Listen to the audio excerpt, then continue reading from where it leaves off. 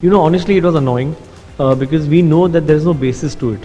So the thing is that sometimes if you're making a subject which is slightly controversial and that gets picked on, you just worry and hope, oh, I hope people see the right thing I'm trying to say and not look at it in the way that they're trying to contort it. I also want to speak to you about the fact that anything that releases after Pathaan is now, in terms of numbers, going to be compared to Pathaan. He knows that he is the biggest star of the world. He doesn't carry it on his sleeve. He disarms you completely. Jim is such a fun character. Khalid was so amazing. I just turn and say that they may just not be dead. We haven't seen the dead bodies. It doesn't say much. It's very clever, and that's what I like about it. It's not in your face, and it's just tongue in cheek. That's how Shah Rukh and Salman are in the real life. So when that hit home, I thought that this is going to fly with the audience. So there are lots of theories on that also, but I'm going to be.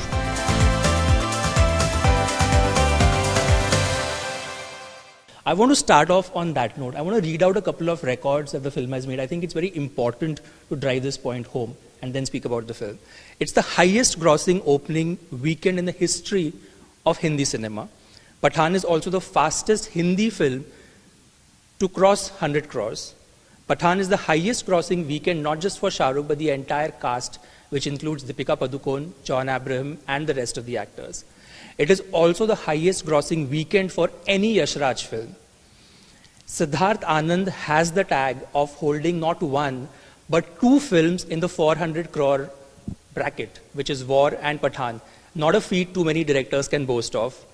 And it is also the highest grossing film in the spy universe. Now, this, we can't obviously give the entire time of the interview to it, but what do these records mean for you and how do you feel when you hear all of this? I would like to say excited, but I think relief. We've actually made this film through a tough time in the pandemic, and so we formulated a new way to make a film of this scale. So obviously we've been very nervous throughout the making of the film, and then towards the release of the film is when it hit us that how ambitious this film is and how high our ambition is. So it's relief right now, I would say. Ecstasy should soon seep in, I think, in the next couple of days. I'm really in a blur right now. Because every day I'm hit with this record and that record. So it's kind of numbing. If I want to get excited about something else comes up. So I'm just numb right now. I'm really curious to know on a Friday morning, like for example, this was not a Friday, on a Wednesday, what's your first thing to go on the phone? Do you check a review or do you look at the numbers? What's the one thing that gets you ticking the most? I think in the last few years, obviously social media has taken a lot of prominence. So, and for a change, rather for the first time, a film of mine had its first show at 6 a.m. So I was up in the morning and tracking audience reviews. Forget, trade reviews, but audience reviews matter a lot. And by around 7:30, when it was halfway through, it was just going buck. Social media was going mad. I think by 9 a.m., I think by around 9:30, the film was declared a blockbuster by the audience. And usually I see my entire film with the audience at around 12 o'clock. This time I watched only 10 minutes. I got mobbed. I couldn't sit in the theater. And two, the energy was such that I didn't need to see the rest of the film. I just knew that I think we've done something right and it's reached the audience. So I've not seen it in the theater after that.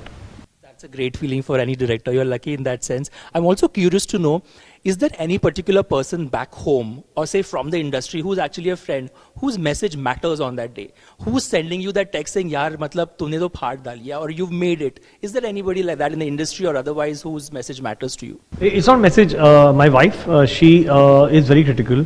So she is someone who actually really pulls me to the ground and pushes me underground actually. So her opinion on whether she got it, whether she likes it, whether it's like my previous works or better than my previous work matters. And when she saw it for the first time, she said, "Sid, this is better than War." War for me is a sort of a benchmark film that I thought I could make in terms of its scale, action, drama, performances, BGM, songs. Everything was top. I thought in War.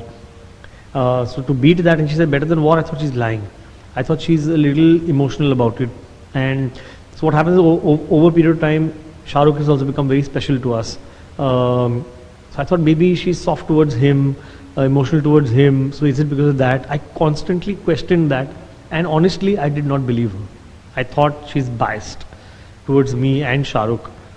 But when we got this feedback from everybody else that it's better than war, is when I turned and apologized to her that I should have listened to you and celebrated much earlier.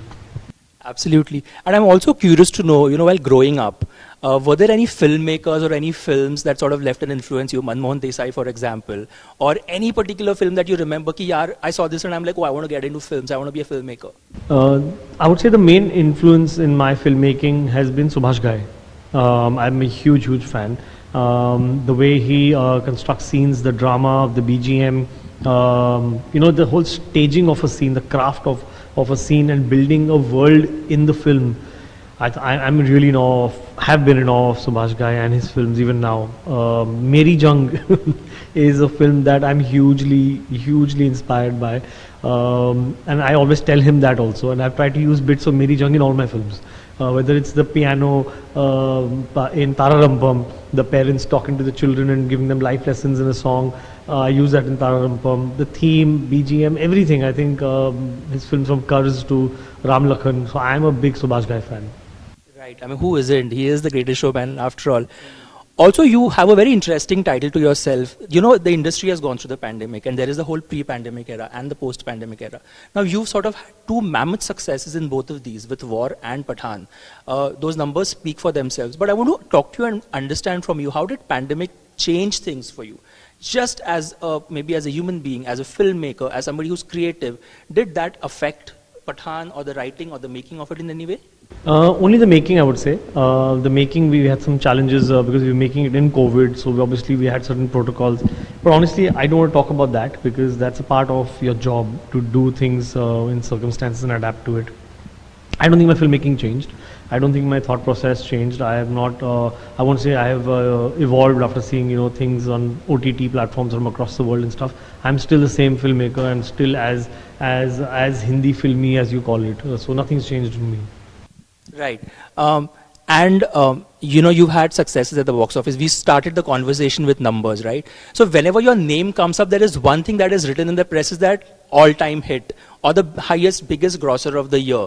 Now, these numbers can affect a filmmaker in two ways. One is you get obsessed with that, and then your next film sort of becomes a derivative from that. Do you feel, in a way, that could have become a conversation for you?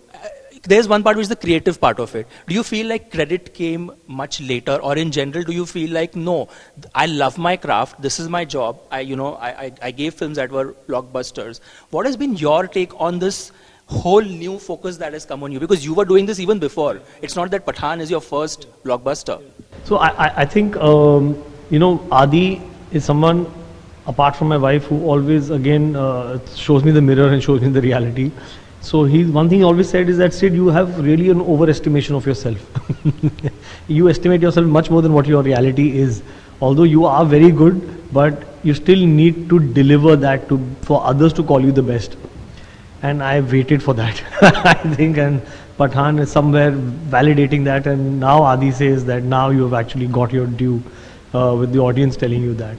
So yeah, so I don't know, I always felt that why my films haven't always been that path breaking in terms of box office successes, and somewhere it fell short from here, a little short from there, although all of them were successes, but I always thought they should be the highest grossing films of the year. So I've always had overestimation of myself, and now Pathaan is validating that. That's a good thing. I mean, why not? If you don't overestimate yourself, who would? Why am I here otherwise if I don't think I'm the best? Absolutely. Besides the numbers that we spoke of, and as we are speaking, the numbers are ticking. I'm guessing tomorrow will be another record that is set. But the one big change that Pathaan also did is that it changed the conversation of what's happening on social media. This whole chats that, we would meet actors and we would ask them this question, that does the cancel culture affect a film's opening? I think now that question might not be asked because Pathaan has sort of stopped, it has probably set the record straight in a lot of ways. What is your take on that? And as a filmmaker, what were you going through when you would see these snippets on social media, these stories where actors had to answer this on a daily basis? Honestly, it was annoying because we know that there is no basis to it. So the thing is that sometimes if you're making a subject which is slightly controversial and that gets picked on, you just worry and hope, I hope people see the right thing I'm trying to say and not look at it in the way that they're trying to contort it.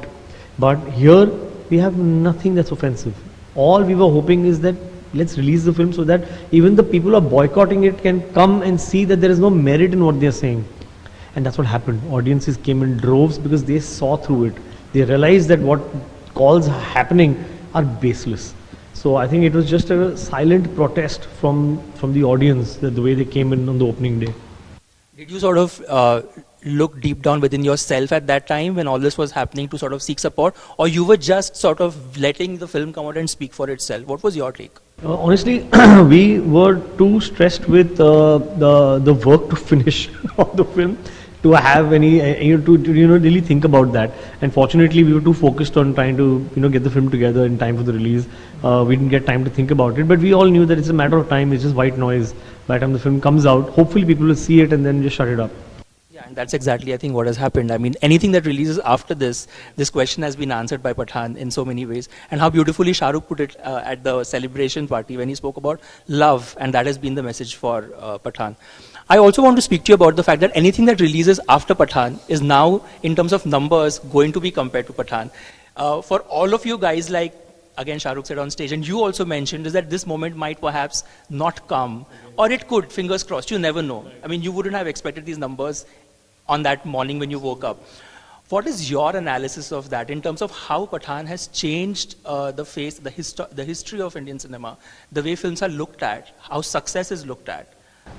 I think what it's done is that we've shown that there is no ceiling, and if you make a film that connects with the audience today, they're going to come in large numbers. So when War hit that number of 300, we thought, wow, okay, this is it. Now will I ever be able to make a film that matches that number? With 300 somehow is considered as a benchmark in our industry. Oh, you have a 300 crore grosser. So that's the finishing line. So I thought, will I be able to cross that finishing line again? Now that ceiling is broken. Now we know that there is no ceiling. So I won't say that it won't happen again. I'm hoping it happens every time, and we do bigger and better films, not only me and everybody else, and revenue increases down the chain. Everybody benefits when a film does well. So everybody should prosper and every film should break the ceiling. Absolutely. I was chatting with Sridhar yesterday, and he's such a great guy to talk to. I mean, he's lovely. I asked him this question, that when we watch a Hollywood film, when we watch Tom Cruise jumping off a tall building, or when we watch any other actor do stunts, we don't really put logic and reason to that question when we are sitting in the theater having popcorn. But when that happens perhaps in a Siddharth Anand film, this question does pop up. How is this happening? How is this logically possible? What is your take on that? We are overtly critical of our own films. But what I believe when I'm making my action films, logic should not take a complete backseat. What I call is heightened reality. That can take over, but logic should not be defied. Physics should not be defied. Everything that I do in my films, there's a sense of physics in that. A little far-fetched, I try and push it so that you get entertainment value. If I keep sticking to what is real and reality-based, you will not be able to do something which is like a spectacle. So do it, but don't defy physics. Don't defy logic. So if somebody has a question, oh, how did you do this? I'll have an answer to it. I'll say, this is what I've done it, this is how he did this, and that's why he can do this. I'll always have an answer to it. And if I don't have an answer, I won't do it. Okay, that I think speaks for all of those who are probably questioning the stunts in the film. I also want to speak to you about the fact that, when box office numbers are spoken of, records are made, there was a period when films from a certain region in India were doing really well. That narrative was driven, that was spoken about, and that's great because that's Indian cinema at the end of the day. Films obviously don't have a barrier. And Hindi films perhaps took a backseat on social media. People were like, oh, look at these guys, they're doing such great numbers. Why not this? Pathaan has also changed that narrative that Indian cinema is here to stay irrespective of the barrier. What was going through your mind during that period when these headlines were popping up on the phone or on social media? That look at a Pushpa, look at a Bahubali, look at a KGF. Where are our actors? What are they doing? Where's the industry at? Nobody's saying anything. So I think the reason for that, I would say, is they probably have made films that speak to the lowest common denominator. We make very few films like that. We make films for a certain section of the audience. They make films for all quadrants, which is what we aimed for with Pathaan. Try and get all 4 quadrants. And whenever you do that, and if your film is half decent, you'll break out with the numbers. That is a lesson we've learned. We started, we tried and started intellectualizing our films. That's not bad too. There was a phase in 2017, 16 and 2016, 17, 18 and even 19 where those kind of films with big ideas were working and they were doing phenomenal numbers. They were made for 20, 25 crores and they were doing 100 odd crores of business. Then there was the invasion of the South cinema, which showed a different kind of cinema to the audience, which we had stopped making. So I think it's only that they satisfied that urge of that audience. The South satisfied that urge. If you give them that, which we did with Pathaan, they will give you numbers. Yeah. Absolutely. And one thing that also stood the test of time and which we saw on stage that day during the celebration is the love and camaraderie between you and Shah Rukh. I mean, it just felt like two brothers sitting and having a good time on stage, perhaps at your expense sometimes. But we had a great insight into what it must have been on set for you guys to work. And now, obviously, you know, there is so much love. I want to talk to you about what's the one thing that you've taken home from working with Shah Rukh. Not on a set, but in general, how he lives his life and his philosophy. I mean, there's lots to take home from him. His humility, his attitude of knowing. He knows that he is the biggest star of the world. He doesn't carry it on his sleeve. He disarms you completely. I mean, when he's giving an interview, he'll come and say hello and thank you to everybody in this room. And when he's leaving, he'll say thank you and hope I didn't bother you. Oh, I'm sorry, I'm late. That attitude just wins you over, and that he did consistently every day on the set. I mean, there was nobody on the set who didn't pray for the success of this film or for the success of Shah Rukh Khan. And those prayers have been answered. And that comes from his humility, from his upbringing, and how he treats everybody on the set as an equal. And he never has a chip on his shoulder. So that is a huge takeaway, and I think everybody should learn from that. Also, Siddharth, I mean, you're being humble about it, but the way you've presented him, we all imagined him this because he never did an all-out action film. We thought if someday Shah Rukh does an all-out action film, this is how he might do. Now you've brought that vision and more on screen for not just his fans, but for everybody. And that's opening another door, right? Because we've never seen him do this. He himself perhaps wouldn't have. What is your take on that?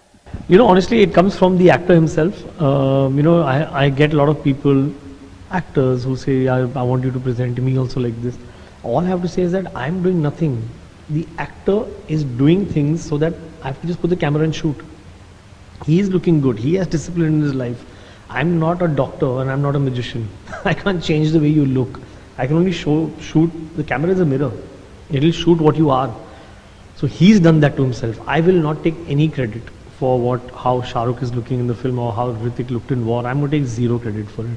It's them, it's their passion and their desire and their hard work to look like this. There are so many crazy high-octane scenes in the film. You're literally at the edge of your seat.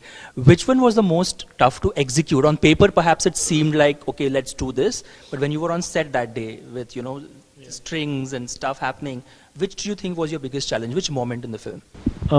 The bike chase, which we shot in Siberia. It was on a frozen lake called Lake Baikal. Lake Baikal is one of the largest lakes in the world. It's huge. And you can't see from one end to the other end. Even if you're in the middle of the lake, you can't see the end of the lake. It's huge.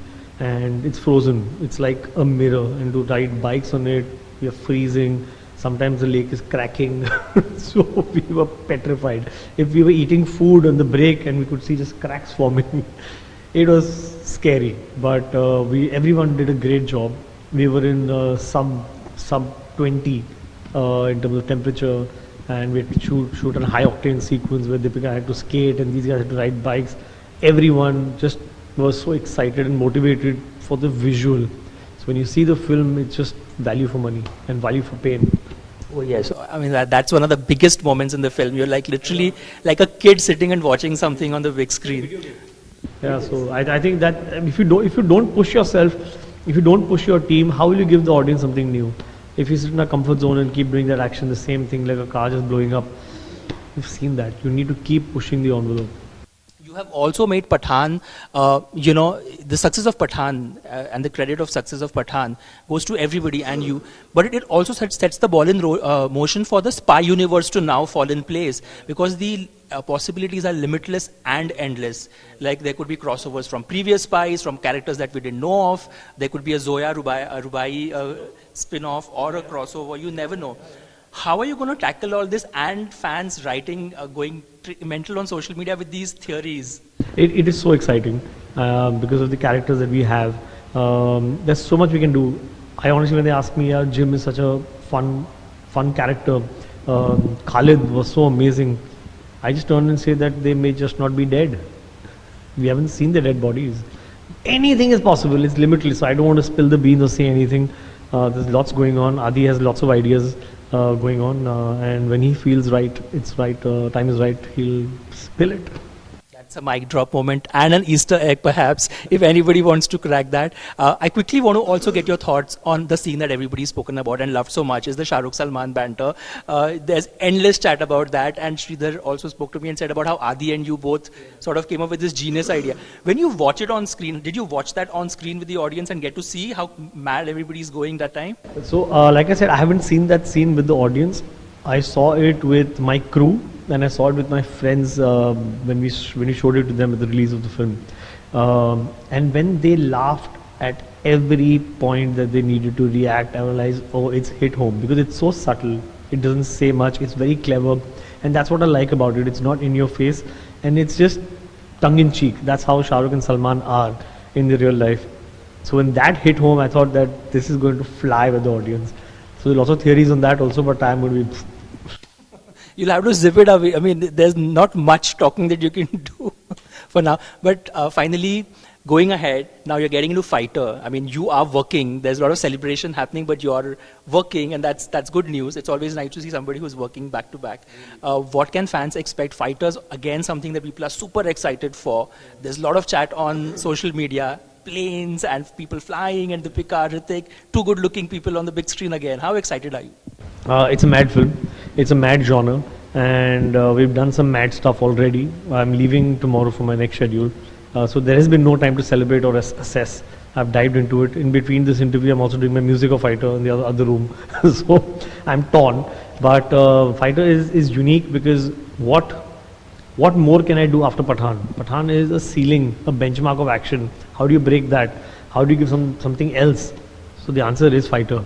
So it's going to be a blast. So it's almost like a puzzle. You're leaving us breadcrumbs literally for us to grasp as we go along the way.